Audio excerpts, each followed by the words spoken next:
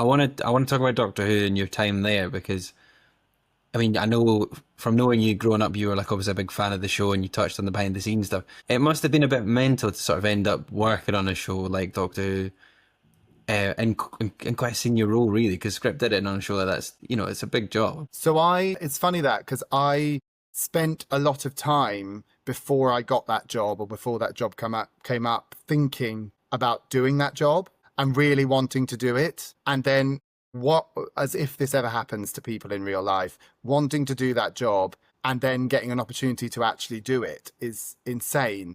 And I'd spent a long time thinking about it. And then as soon as I got the job, I slightly panicked because I thought, oh my God, what am I doing here? Do I want to meet any of the people that I think are fantastic and clever and brilliant? And when I did the show, it was Stephen Moffat, who was the showrunner, and it was Peter Capaldi, who was the doctor. But I genuinely, maybe this is kind of arrogant. I knew that I knew how to do that job because I'd sort of been doing an apprenticeship in how that show worked for a lot of my life. And not just that show, but shows like that. And so, I mean, that show was incredibly hard to do. It still is. It's amazingly difficult to make. And I think people they underestimate how difficult it is to make that show because it doesn't conform to any rules of drama at all. It shouldn't work. It shouldn't be made. And yet it's a mega hit. So, it just goes to show, what do we know? Like, it was, I mean, in the 1960s, it was basically commissioned by Focus Group. We need something to go in this slot to reach this audience. And let's do it. Let's make sure it's educational about history and science. Like, it's completely mad. That's not the way to commission a show at all. And let alone for it to be successful and be a hit. And I think that, so it was scary, but I was so excited about it. And I did longer there than I expected to. I was there for a few years, either because I thought they were going to get rid of me or because I thought, I'm going to have to move to Cardiff. Do I want to do that? What am I doing here? And actually, I just loved it. That's why I stayed there, the creative opportunities. And the other thing is for me not only was I getting to work with some incredible writers, and that's really what I wanted. I wanted to get access to writers I couldn't access on the jobs I'd done before. And that's what that show gave me. That was the primary reason to do it. But also, it was an amazing opportunity for me because to make that show as the script, you need to be across all the departments. You need to go and see everyone because if you're making science fiction, when the script says the alien has yellow eyes, you would be amazed when you bring all the HODs together what people think that means. Do you mean the iris is just yellow? The whole eye is yellow? The eye's glowing? There's lasers coming? Everybody interprets that slightly differently. And so you've got to help the showrunner and the other execs and the producer communicate what it is we want to see. Because so much of it, inevitably, is just making up. It's a spaceship. I don't know.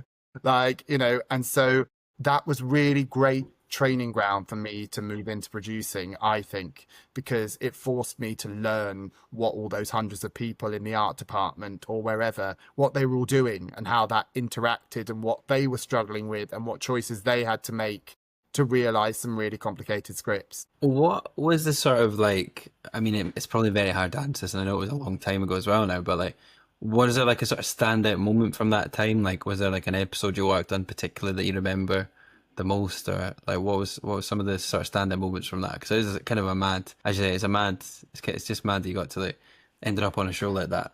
Like, as such a fan as well. What's funny now is that is the show that will probably be attached to me forever, which is kind of lovely and kind of strange. Like, I know when I meet someone who's a Doctor Who fan, they start talking to me about it. Even if I haven't mentioned it, I've never met them before, they will start bonding over it. They tell me, lots of them reference the same episodes that I did, which is also quite strange because I didn't write them. So I did work really hard on them, but like I feel a bit embarrassed of like, thank you very much. Yes, it is a superb episode. No one says, gosh, didn't I work on a superb episode, especially when you were the script editor. There's an episode called Heaven Sent, which everyone is now obsessed with.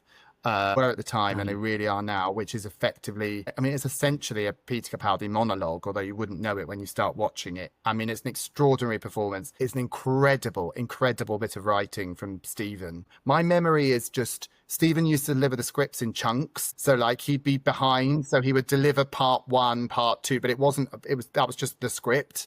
And you would sort of see him revising it as it went along. So by the time we got to the end of the script, as the person who was, and it'd be full of typos. I mean, I can't, some sentences didn't make sense and he knew it, but he would just send it over to you because he's just downloading it from his incredible brain. And so actually you felt as you were doing it, like you were in his head and you were trying to decipher it for everybody else. And that is both a very funny and a very dark place to be, Stephen Moffat's head. But I loved that. I loved being so close to people who had really, really clever ideas, and also how funny it is. I mean, he's really, as a writer, he's funny. The other writers were encouraged to be funny. I loved all of that. And I think, but yeah, definitely that episode. The episodes you remember are the ones that you got away with by the seat of your pants. I think that about every show I've ever done. The ones that went smoothly, where everyone went, yes, congratulations, we wrote a fantastic episode, that felt like they just came off the conveyor belt. We were like, great. The ones that people love and I go, that one was quite difficult, actually. They're the ones that you really hold in your brain, where you just didn't, or where we didn't know how to make it. We didn't know if it would work. Like, again, it's funny because Doctor Who's been in the news a lot recently, and there's been a lot of looking back at Series 10, which is a series I did, and everyone's saying how great it is. And I'm like, that's not what everyone said at the time.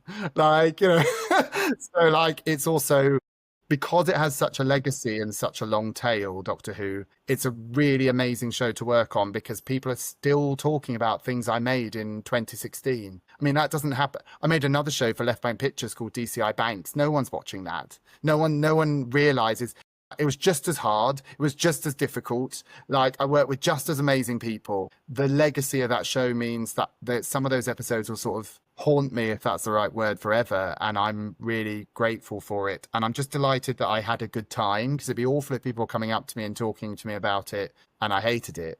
And actually, I'm like, no, it was a lot of fun. It was really difficult, but it was a lot of fun. Heaven Sent really has aged, like, from, you know, that run. Like, it's been referenced so much recently. I suppose Audrey has been in the news, and as you say, fandom's so interesting because I remember when the Capaldi era was on, the amount of people that would, you know, critique it or, you know, say, oh, this is rubbish compared to like what we had. It's interesting how things develop over time as well. We always thought it was brilliant. We always thought he was amazing, but it is really interesting to watch the love growing for that. And that's the era I see referenced all the time. And yeah, Heaven Sent's a funny one because I always thought it was brilliant.